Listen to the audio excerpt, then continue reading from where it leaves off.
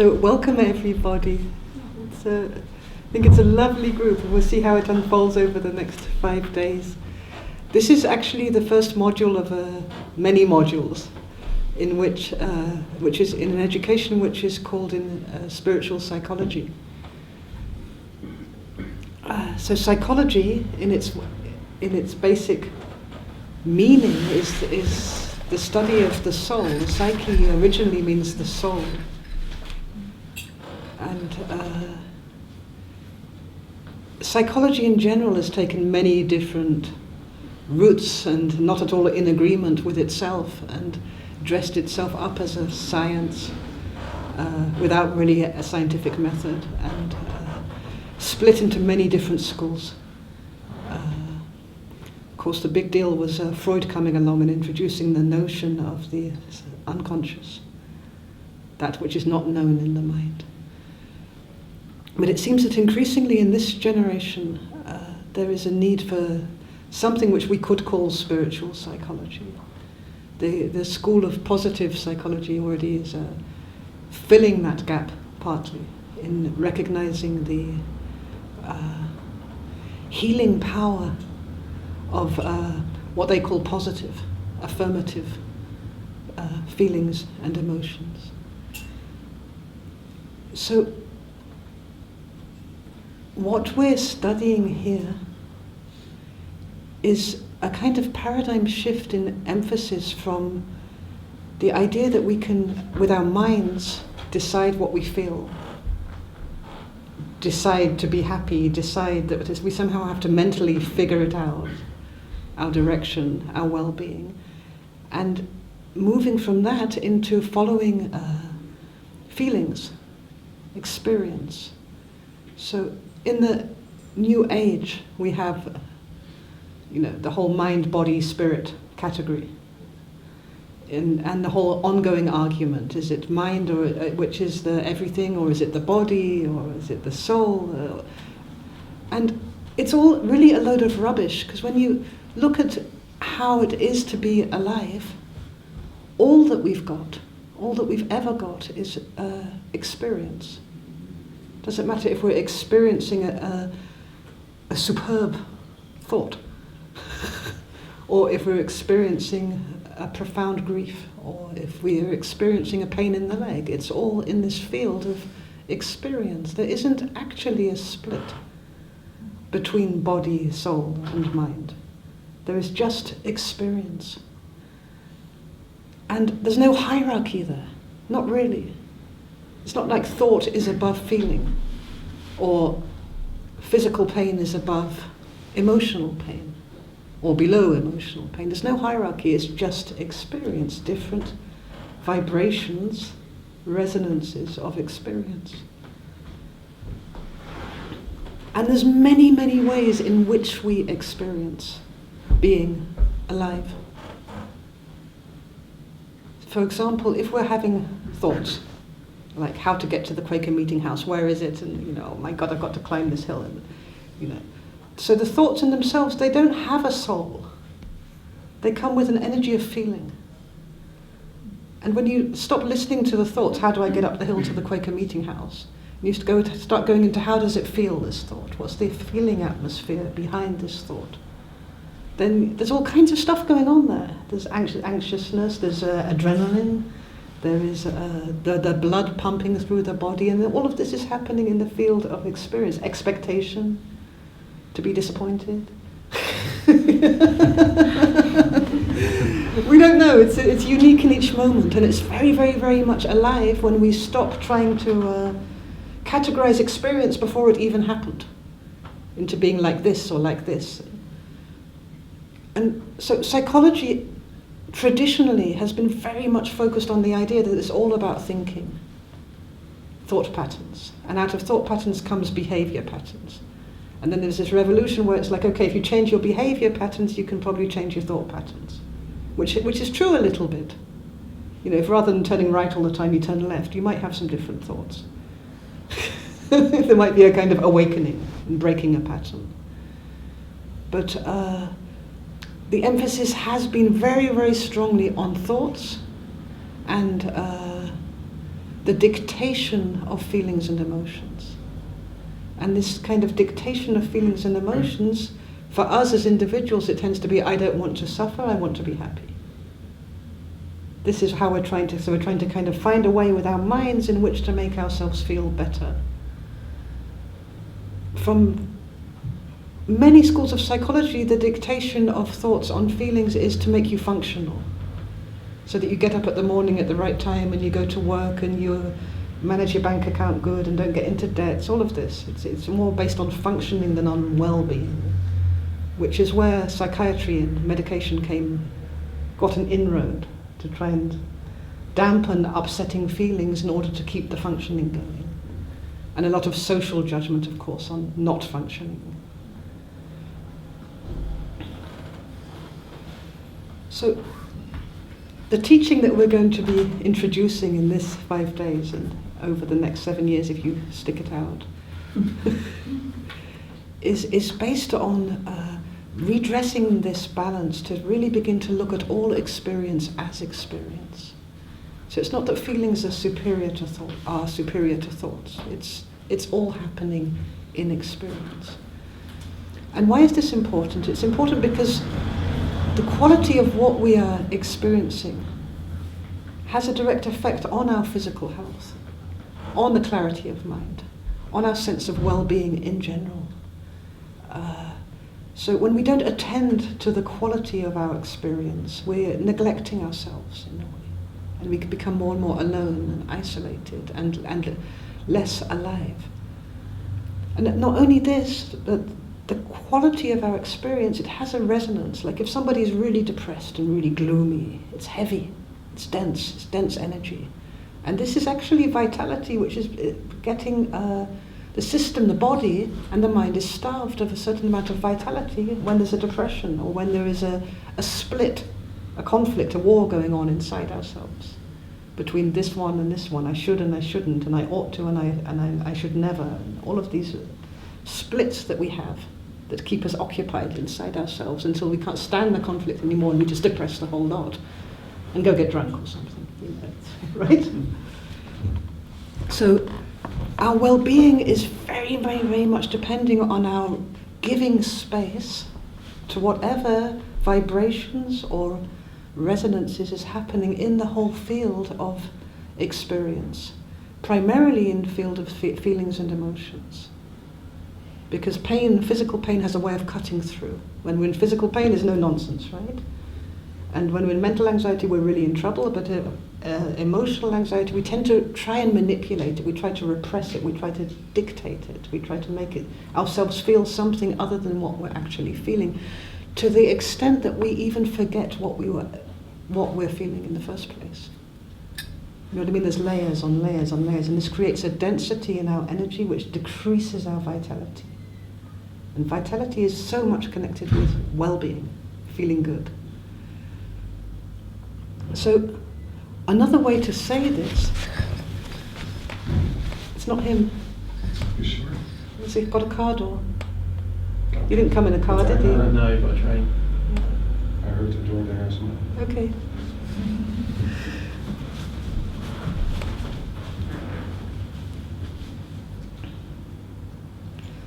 So, if we look at some basic feelings, like fear, the feeling of fear, it's got a direct biochemical translation in terms of adrenaline and cortisol rushing into the brain. It's got a neurochemical, it affects the brain, it affects thinking, and it has a physical, in the blood, chemical translation. So it has an energetic substance. Fear is not just a feeling that we can just discard and say, okay, I am not afraid, no fear here. It's got a physical reality, it's got an energetic reality, it's got a biochemical reality. So knowing that, we can also find that depression has a biochemical reality. It reflects inside the blood, it reflects inside the brain, it translates through the brain to the hormone system, it affects our libido, it affects our vitality, it affects so much of what it is to be physically alive and to be mentally free. But we can go further than that, because we're not limited in our ability to feel. Guilt They don't know it yet, they haven't mapped it yet, but they will map it. Guilt will have a biochemical reflection, which will be a combination of some kind of combination of rushes of adrenaline and depression and a lack of dopamine. There will be a biochemical formula in the blood for guilt, for example. So rather than doping the blood with a chemical antidote to our biochemical sufferings of unpleasant feelings, it makes more sense to lift, work with, honor these feelings, to give space to this density so that they can expand a bit, and bring balance to the whole physical body so that it can support the reintegration, the purification of these denser emotions in which we suffer. Anger for sure has a biochemistry. So there's nothing new here. The mystics have known this. Mystics and healers have known this for thousands of years. What we're trying to do in this education is to bring it into the language of psychology and direct experience so that increasingly more and more people are able to help other people in a way which actually is really helpful, as opposed to diagnosing and labeling and giving drugs and all of the many ways that we failed to truly be compassionate towards each other and towards ourselves. The system which we're working with is a system which for millennia has respected and honored the existence of subtle energy. So in the days of quantum physics, this is no longer such a woo-woo thing, you know, that everything is energy. Even the physical body is energy. What do we mean when we talk about subtle energy? So if gross energy is the physical body, then maybe the first most recognizable subtle energy is our thought. It's not a physical thing, our thought. And because it's subtle, you notice we trust our thoughts a lot, in a way. They have a lot of authority because they're subtler than the body. But there is a more subtle, or as subtle, frequencies of energy, and that's our mood, our emotions, how it feels to be alive right now, how it feels to be in this mind-blowing miracle when for a moment we stop thinking and we just come into the present moment. It's enormous power there, and where we block that power. So we're sensing subtle energy all the time. You know, when we move into a unknown pub, we immediately feel the vibe of the pub, right? Is this an angry pub? Is it welcoming to outsiders? Is it friendly? Is it cozy? Is it one of those dodgy ones where they fleece you? Immediately we're sensing all the time subtle energy. We meet a new person, we're not really sure where we are, who we are and who they are. Like where we end and they begin, but we sense a certain mood already. So there's a certain awakening in the heart. And of course now when we move out of emotions to the heart, we're talking about much more subtle energy. The sense of love, the sense of recognition, the sense of relaxation. So we're able to sense this. You can sense if somebody's angry, even if they're smiling at you and speaking really nicely. You can sense an energy of anger. So much so that if you go into a room full of angry people, it's hard not to feel angry ourselves or to feel fearful, one of those two. But basically you want to get out of there, right? You can sense the anger. You can sense the depression. You go on the London Tube, you can sense the depression. Numbness. Numbness has an energy you can sense nothingness, numb nothing, dead nothing, dead. Nobody talking to anybody. So we've just been to London, so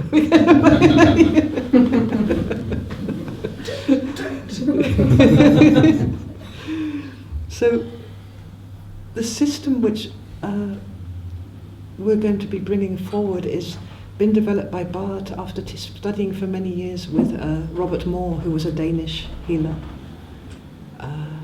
and spiritual teacher. And his interest was very much in bringing this kind of hermetic magic and of the mystical traditions, whether it's from the Far East or from the West or from Kabbalah, but bringing it into the language of what everybody's using. Traditional medicine, traditional psychology, in such a way that it's not so esoteric woo-woo anymore, but it's common sense. that it can be understood, that it can be tested by direct experience.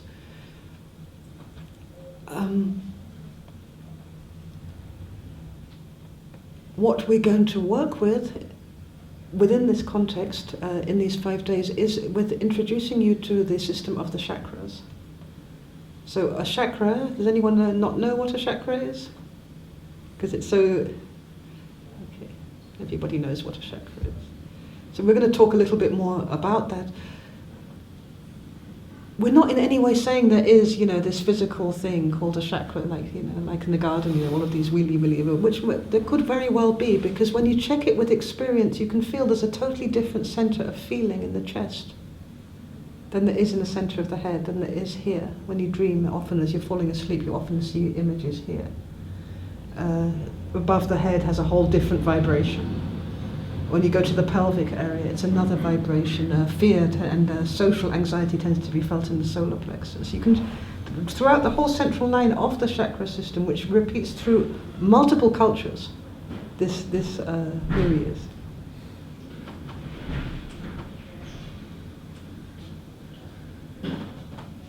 Nick?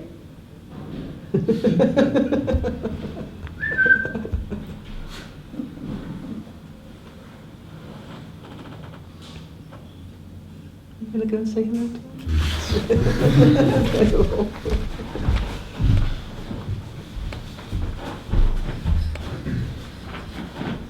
Hi Nick, yeah, hi. I'm Bart, welcome. Hi Nick. Yay, you made it.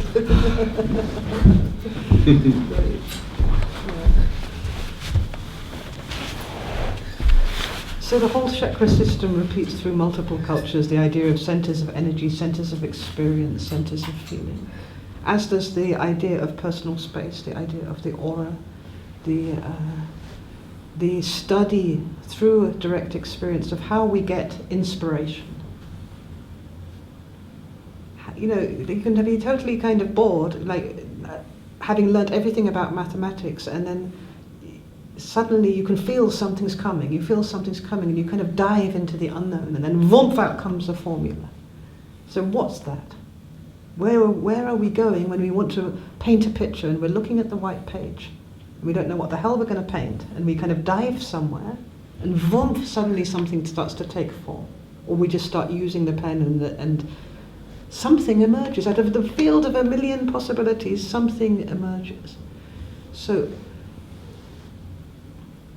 all of this is part of the miracle and mystery of what's possible in being alive, and what can be studied with fresh eyes.